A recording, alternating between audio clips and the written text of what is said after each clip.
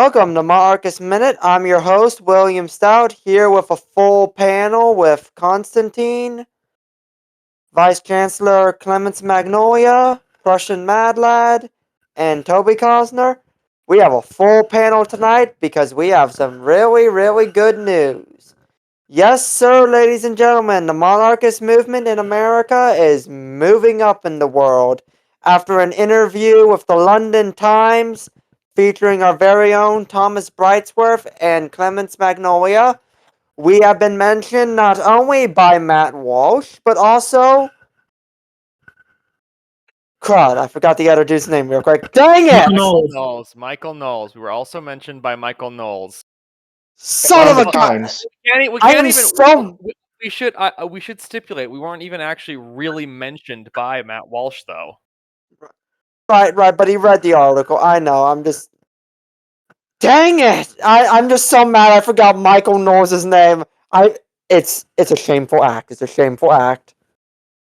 You were also in the Times, right? Like the London Times? Yes, the London Times. Point of it, yeah. So, Clements, you were the one who was interviewed along with Thomas. Would you like to tell us a little bit about that interview and how it went? I guess so. I mean...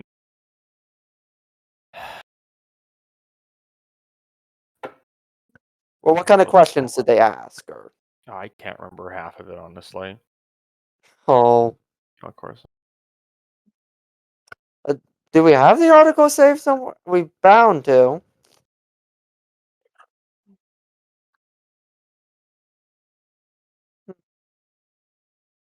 But, yes, they interviewed us, both Clements and, Thomas, and you said you are a big R Republican because you're a member of the Republican Party, but you are not a small R Republican because you do not believe in Republicanism. And I think that is a wonderful thing that we Americans have to say and point out because, you know, with the Republican Party being one of the big two, calling yourself a Republican has a potential double meaning in our country. But, did anyone watch the Michael Knowles video or like the snippet where they talked about the article? I did. I know I did. I did. I also watched the Matt Walsh video. Yeah, and I also Not watched the entirety of it, but I watched a clip from Matt Walsh and that part from Michael Knowles. What are your guys' thoughts on the responses that were given to the article? Matt Walsh just had traditional boomer takes, and it kind of annoyed me because, you know, maybe we shouldn't. Like, listen, I'm not a big fan of Matt Walsh. I think he's kind of a pompous prick, but like, he just had an especially dumb take. Like it's not abnormal for boomer cons to have such, you know, god awful takes, but you know, you can be disappointed and like, listen, my hopes were in the floor. My hopes were like 6 feet under for this video, and yeah, no, I was still left disappointed. You would think a trad calf like Matt Walsh would maybe be a little more sympathetic to monarchism, but I think Matt Walsh is a trad calf in the same way Nicholas Fuentes is a trad calf. Okay, like he's using it for internet brownie points. Really? That's my opinion, but you know, oh well. Well, I don't have a strong opinion of him. I don't really watch either Mr. Knowles or Matt Walsh. I've kind of distanced myself from the commentator scene just because it got really toxic after a while. But yeah, no, I don't watch pundits regularly. I saw them I only watch these videos because they mentioned us. The Knowles video was actually pretty decent. Oh yeah, no, I don't really have any complaints about the Knowles video either. It's just Matt Walsh is being a pompous prick like normal. Yeah. Yeah, I agree with Constantine. He's just Matt Walsh is just being it's just a boomer take. It's one of those boomer takes that we monarchists have to deal with. But however, I wouldn't go as far as to compare Matt Walsh with Nick Fuentes. I just see him as an ignorant boomer. Oh yeah, no, I wasn't making that comparison. I wasn't saying, oh, they're one and the same. I was saying they're using trad they're basically trying to rally an army of online tradcats to get their bidding done. Oh, It's the same yeah. concept. It's just one is out of ignorance and one is out of malice. Okay, that's a good way of putting it. One, Matt Walsh is Never- out of Matt Walsh's is out of ignorance, and Nick Fuentes is out of malice. Very good way to put it. Never Yeah. attribute something to malice. Never attribute Be something to attributed to malice that can be ignorance. explained. Yeah, that can be explained by ignorance. Exactly. Right. Yeah. That was my policy for any time we made criticism about the Biden administration. Everyone's screaming about Biden being evil and like he's some kind of globalist that's plotting against American people. It's like, no. He was just he's just incompetent. He was stupid. incompetent. He was incompetent. Let's not write something off as malice when it's just plainly he's stupid. Yeah, that's fair. Yeah. But still, I it's really still. Oh, sorry. I really did like the Michael Knowles video. Yeah, he did make a comment where he didn't think we as a movement are going to be big anytime soon, which is something we have said ourselves. I mean, we admit ourselves we're playing the long game, that this might be something that will take decades for us just to build on the momentum. But the fact that within 5-year time period, we went from basically a bunch of nobody college students doing this in our free time to having the notoriety to not only be mentioned in a major news publication, but that publication to be picked up by major pundits is unprecedented, in my opinion. Yeah, no, I wasn't even a college student when I joined the predecessors of this organization. I was like Right. 15 in high school. Like I wasn't even like a Right. junior. I was like a sophomore in high school when I joined this. Right. I was Uh, just 20 and now I'm 25, so yeah. Say, if while we're on this subject, mind if I just make a quick statement? Sure. I just want to say that I just want to congratulate all of the monarchists of America on behalf of the radical monarchists for for the publicity that they've gained, both in the Times and on those two conservative shows. And I just want to say that we wish you all the best, and we hope to support you all in any way we can. Thank you. But Same course. coming with from that the being, UMPA. Yep. thank you as Amen. well. Amen. But now that that's been said, it's time to get serious. And when I say it's time to get serious, I mean Michael Knowles has mentioned us. Matt Walsh knows we exist, even though he didn't mention us by name. He read the article. That means he knows we exist. And especially coming up in January when we go to the March for Life, these videos and this article is still going to be somewhat fresh in the memories of the people when they see us at the March for Life. And so this is something I want to bring up, and I mentioned it on our Twitter, because those of you who don't know, I run the MOA Twitter, but we as monarchists in the monarchists in America have been accused in the past of being too liberal. But I don't think people understand what we are trying to achieve by playing this more moderate stance. We don't have to sell monarchism to, the new right and this new generation of like ultra reactionaries because they already believe in monarchism. We have to sell monarchism to people who don't believe in monarchism and in monarchy. And so what I'm trying to say is we need to be constantly improving the standards we hold ourselves to. The standards in conduct, the standards in professionalism, the standards in work etiquette, how we engage in the public, how we interact with the community abroad, how do we interact with our detractors. We need to, and I keep these sets of standards in mind for everything I do online with social media. I don't use profanity whenever we make statements on Twitter. I don't use any sort of harsh language, or I avoid using rhetoric that might be considered a dog whistle or a red flag. I do things actively to make us seem more appealing to the wider non-monarchist audience. And it's things like these why we're getting these interview opportunities in the first place. And I say this not the point fingers at anyone. No, I'm not saying this. I'm saying this as constructive criticism as someone who's done this for 5 years, that this is something we as a movement are lacking still.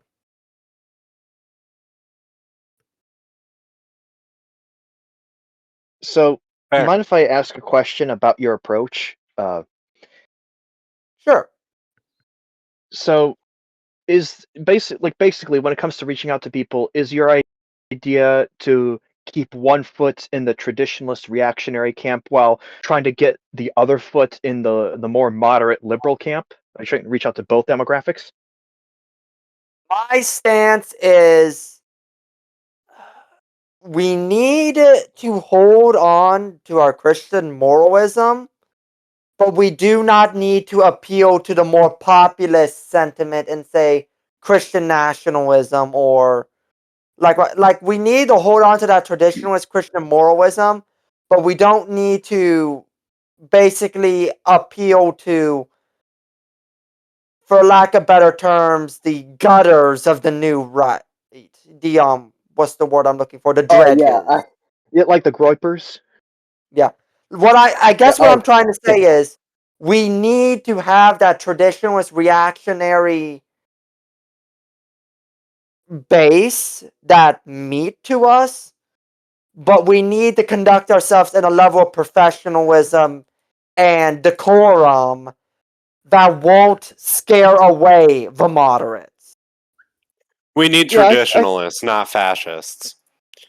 exactly. Yeah, I think I Because- get what you're saying. So basically, we hold on to our traditionalist elements while reaching out to the more moderate and liberal elements to counteract the more like extremists on the far right. If I can, And say something here, and I have thoughts for once, and so I was actually we were watching my buddy and I a couple weeks ago. We were watching a parody movie. It had Leslie Nielsen, and it was you could definitely tell it was from like the recession, right? And a lot of the humor was based on making fun of liberals, and I may or may not have been joking when I said this, but I basically said fascism is liberal because it's rooted in the Enlightenment, and everything before the Enlightenment is not inherently liberal. Like your traditionalist monarchist, that's not liberalism. Fascism, dude, even if it is a reaction to the Enlightenment, it's still the logic in itself is rooted in Enlightenment thought. It is focused on the nation and the state, and a lot of those ideas, ironically enough, come from Enlightenment thought. So, in a sense, fascism is a liberal ideology in the broader sense that it comes from the liberal revolutions of the Enlightenment rather than it being, oh, so heckin' socially progressive or whatever.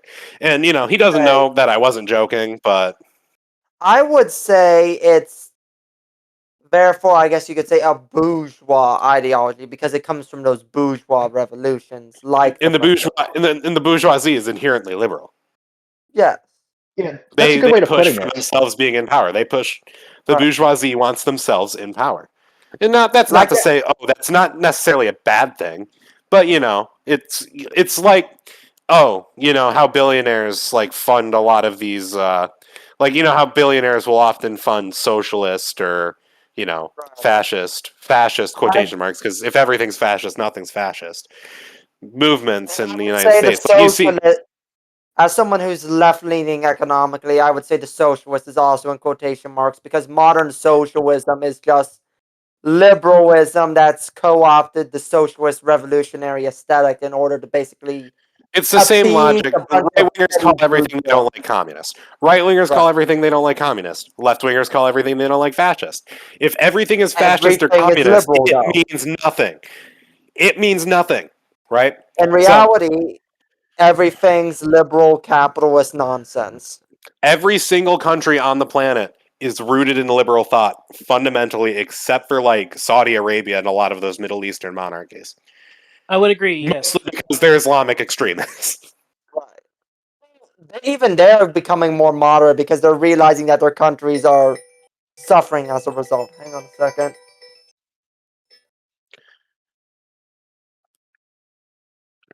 Yeah, no, even then, those countries are liberalizing. That's not to say that, some liberal reforms are good, like, having human rights and such. But again, that is also fundamentally an Enlightenment thought. Sorry, I had a phone Yeah, call.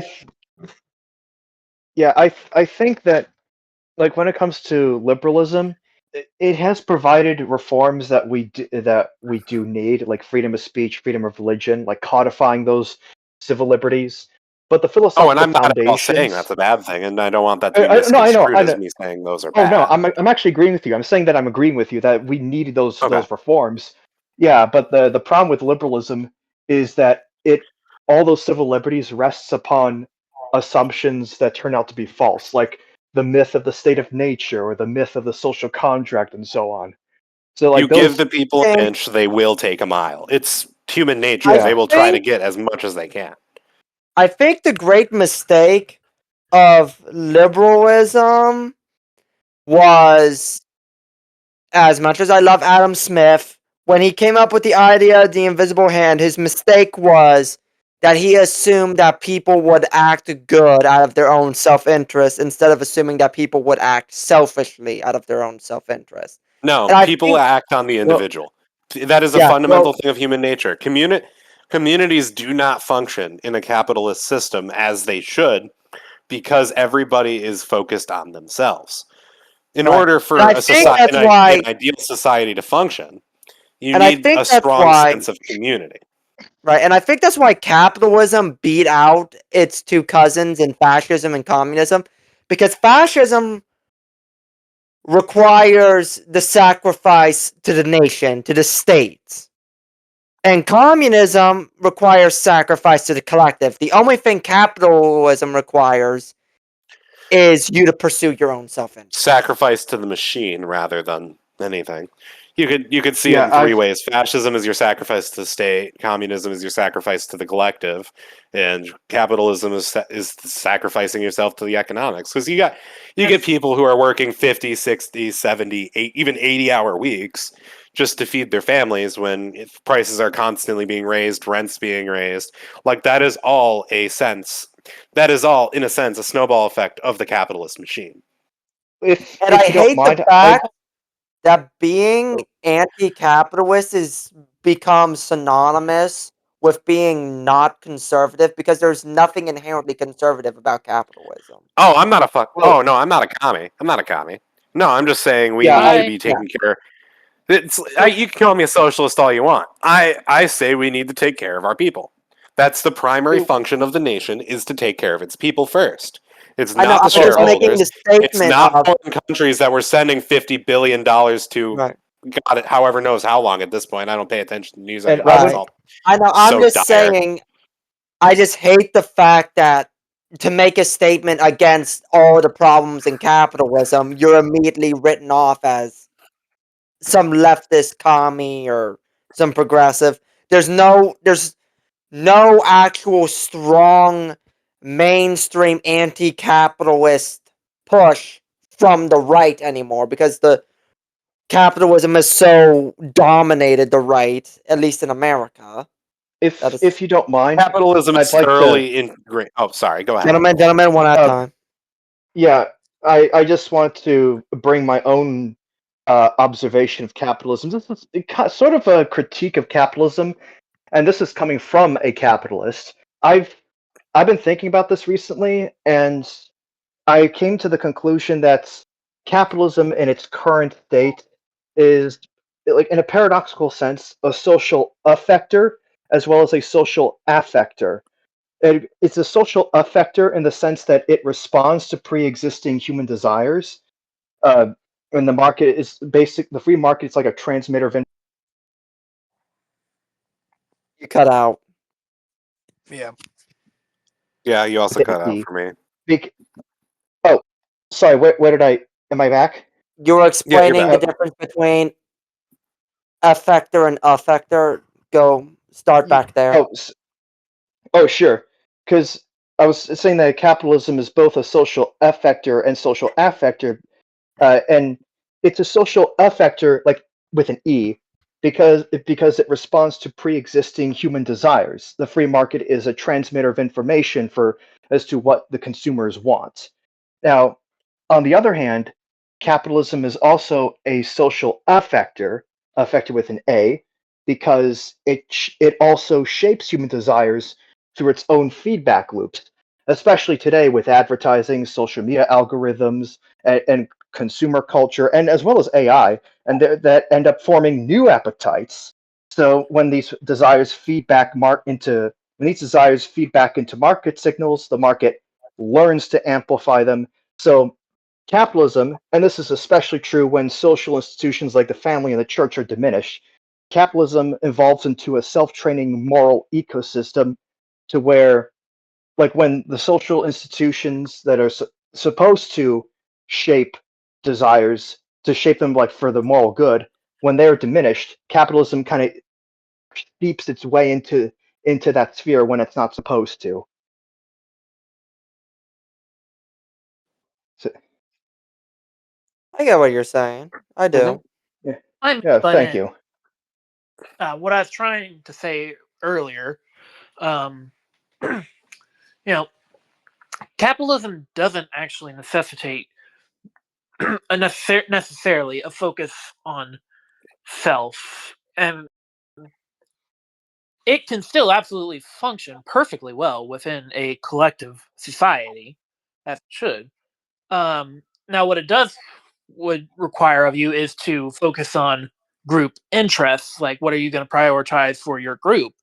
So, to some degree, there is still some self focus, but it doesn't have to be individualistic. And I think that's the problem a lot of people make when they reject capitalism is they see it as they only see it from the individualist perspective. They don't take into account that you can have it collectively. And I think the problem with this is because the social decay we've witnessed within this past couple decades, um, individualism has taken a surge during that, and we've kind of tried to find some reason for it, and we've ended up ascribing it to capitalism.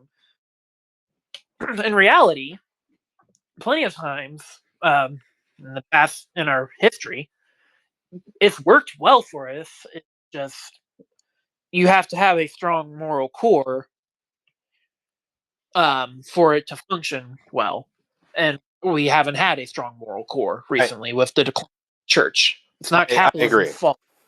Line. I agree. This isn't. I may have been misconstrued. I did not mean to say that. Oh, capitalism doesn't work. I was merely saying that you can't have your cake and eat it too, because most of your diehard capitalists are very individualistic. Meanwhile, your diehard anti-capitalists, as they were, tend to view the collective as the most important thing.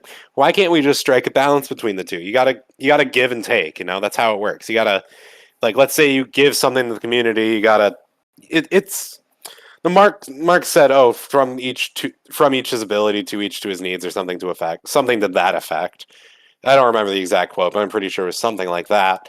But I see that as more of a communitarian sense. It's kind of like the bulwark. It's kind of like the middle ground between between your individualistic hedonism and your downright communism, right? Like, you see it in the middle, and it's like we need to be more focused on the individual is important. Not denying that. You do need to take care of yourself, but it's also the taking care of others part that is also important. And there needs to be a balance in between the two here. You can't go full collective, or else you're going to end up with, Soviet style communism, bread lines miles long. And you can't go full capitalist, or else you're going to end up with 12-year-olds working in mines again. Like, I think, and dare I say it, the Chinese have the right idea. I know, how dare I say it, but modern Chinese government at least understands that as a nation, they have a vested interest in the economic health of their countries, and therefore the state has a right to basically invest and control key industries. As soon controversial as the take, word but I agree Chinese, with you. as soon as the word Chinese Chinese left your economics mouth, work. uh, as soon as the word Chinese left your mouth, I immediately start pulling away. I started loading my gun. Chinese economics works. I'm It's not a sorry. controversial take. They're rapidly becoming one of the largest economies on the planet. I'm not saying, oh, we need a fucking people's revolution now. I'm just saying. Not from what I'm seeing. I'm actually There- starting to notice that their economy is stagnating. Uh, Largely, Okay, here's the thing. Well- They're doing it wrong. We can do it better because we're American. Simple as. Here's the thing. well, we could do There- it better than the Man, Chinese, but should gentlemen. we actually go down that route? Well, hold Like, on. Just really? I would say let me get- Well, I'm not- nationalizing certain okay. industries is good. I'm not saying that we should go as far as China is, but what I'm saying is they have the right idea where investing in the economies of their nation and the companies, the key industries of their country is a good idea. Like, what I'm not saying is that all the companies in America should be state owned with like only half the investors being private. But what I am saying is certain industries, the US government should take an active interest in having vested ownership in it. Like, for example, I think we should nationalize Transport. electricity because power companies are already geographic monopolies due to the nature and the physics of power generation. And if there is a monopoly, a natural monopoly, it might as well be a state monopoly rather than a for-profit monopoly. It also allows the state to get excess revenue from said power companies, which could mean a drop in taxes. Correct. Same thing with like your water companies, your like national railways. Like all of the railways should be nationalized. Like your Amtrak, we should have a consolidated, uniform national transport grid.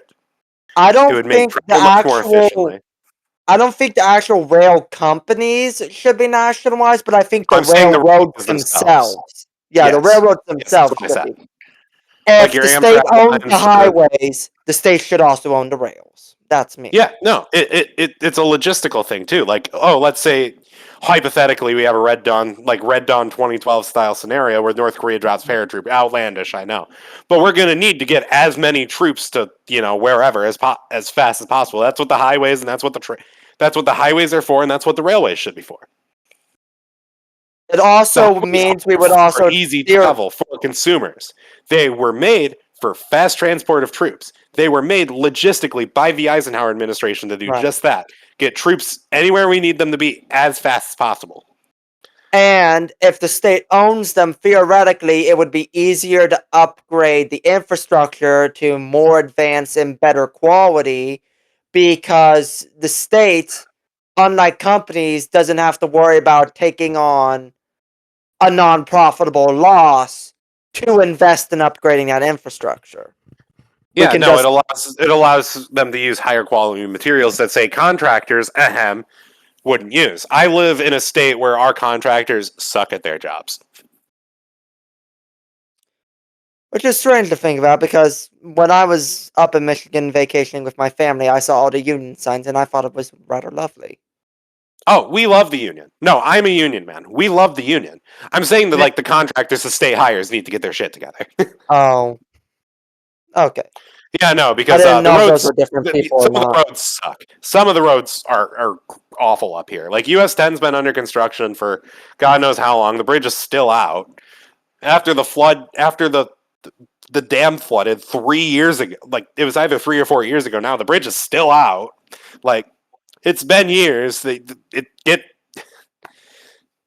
I think the state should own some key like if they are going to hire contractors to do a job like upgrading infrastructure, that company needs to be state managed in some way.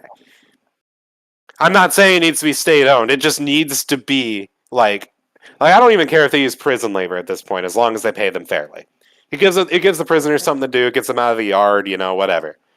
Controversial opinion. Like, as long as they're paid fairly, I could care less. I've never been against the idea of prison labor. I'm just against the idea of corporations having access to it. They should not be used for profit. Company prisons are awful, and that should be the first thing we get rid of. Yes, I agree. And like political lobbying. I will say though, screw giving them money.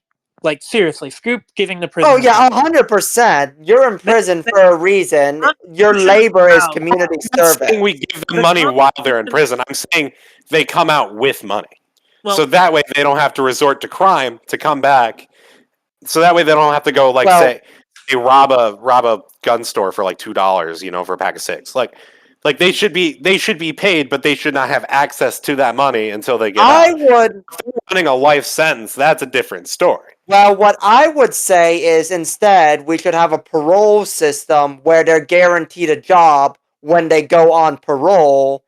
So, like, say if they start while they're in prison working a detail where they're working on road crews, patching potholes, and then they go on parole, they keep that job when they go on parole, and they continue to work that job. So instead, they don't have to go hunting for a job when they get out. See, there should be like guaranteed work release. Than I thought. I will concede that is a better system than what I had envisioned. Yeah, and I'll say when they're in prison, the Constitution allows penal slavery. Make them do the work. The 13th Amendment does not protect from penal slavery. Yeah, base. It actually stipulates. I don't like the fact that I would never. In fact, it should be. I would say let's not use the word penal slavery. Let's say compulsory community service. Tomato, tomato. You gotta have tomato. the words, or else I know, but it's for the sake of rhetorical reasons, it sounds better.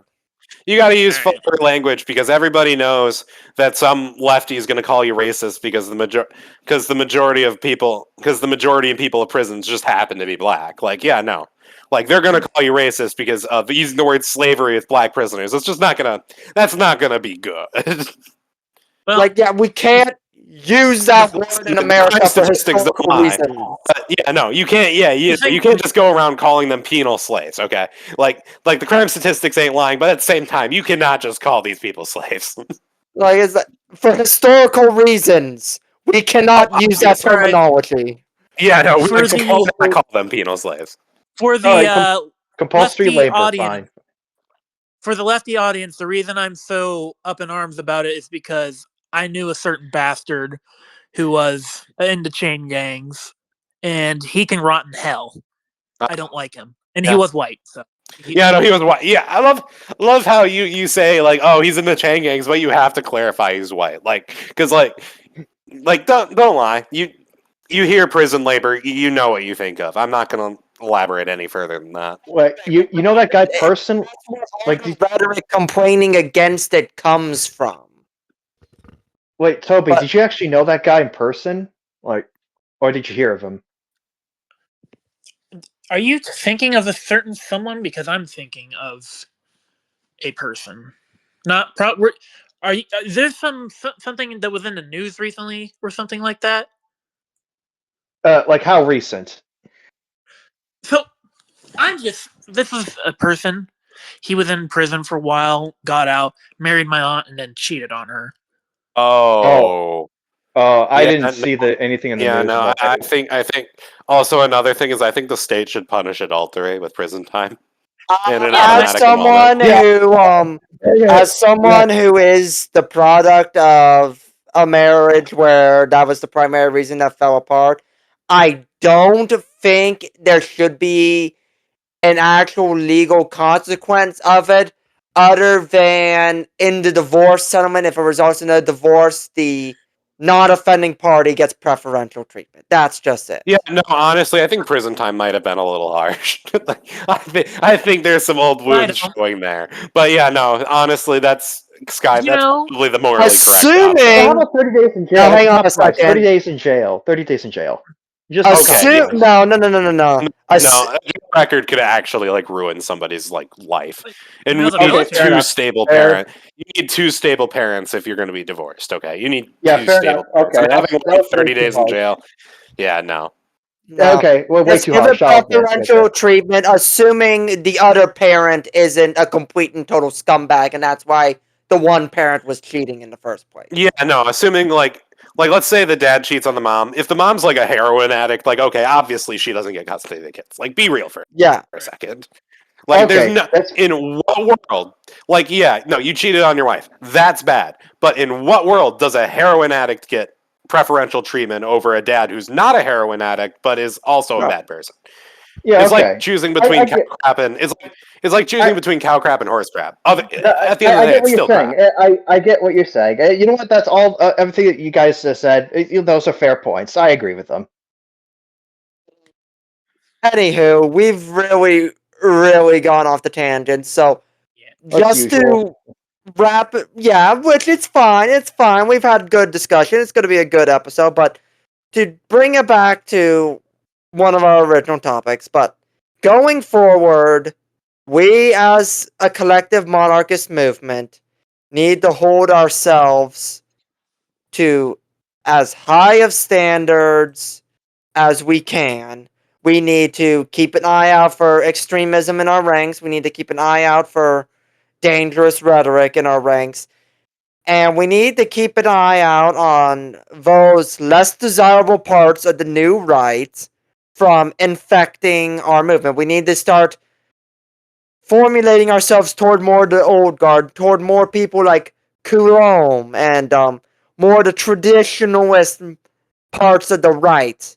We need to almost align ourselves less with the populists and more with like the more clerical aspects, the more religious aspects, the more you guys get what I'm saying. The more old guard conservative, the paleo conservative, not these new right yuppies and hipsters that all they can do is scream about race and gender and all that. Definitely not the stuff. groypers. Absolutely not the groypers. Yeah, no, I think the minute the groypers actually join the ranks is the minute I like sign up, put my hat down. Yeah. The minute there's a groyper, like the minute groypers actually get serious power in here is the minute I put my hat down. Simple as. Yeah, that's a no mas. Hopefully that never happens because they're deeply unserious people. Oh, I didn't mean it as if it would. I'm just saying, like, that would be my breaking point, like, unironically. Well, anyway, please bow your head and join me in prayer. In the name of the Father, Son, and the Holy Spirit. Our Father, who art in heaven, hallowed be thy name. Thy kingdom come, thy will be done, on earth as it is in heaven. Give us this day our daily bread, and forgive us of our trespasses as we forgive those who trespass against us. And lead us not into temptation, but deliver us from evil. Amen. Thank you all for joining us on Monarchist Minute this week. We hope to see you next time, same place. Please, if you're watching this on YouTube, hit like, comment, and subscribe. If you're listening to this on Spotify or another such service where you can listen to our podcast, hit whatever the notification icon is and make sure you're getting the next episode. If you're following us on social media, keep following us. If you want to get involved, reach out to us via instant message or via email. We have a system on our website where you can just contact us directly and it shoots it straight into our email. We'll get back to you as soon as we can. Until next time, may God bless you and may God bless the United States of America. Thank you and good night.